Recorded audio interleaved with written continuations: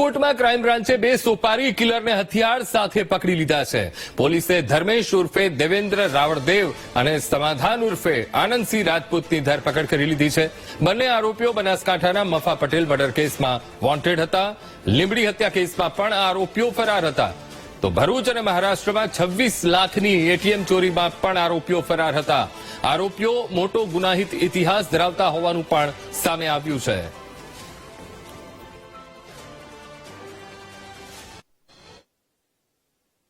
Parole jump હોય તેવો આરોપી જે છે અહીંયા રાજકોટ ખાતે આવેલો છે. તો તે બાતમીના આધારે તે લોકો જે છે તેની પૂછપરછ કરવા, તેને શોધવા માટે થઈને ગયા અને તે દરમિયાન આ બંને આરોપી જે છે તે મળી આવતા તેઓની વિરુદ્ધ કાયદેસરની કાર્યવાહી હાથ ધરી. આગળ જ્યારે ફર્ધર તે લોકોની પૂછપરછ કરવામાં આવી અને માહિતી મેળવવામાં આવી ત્યારે તે લોકોની પાસેથી આપણને હથિયાર મળી આવ્યું.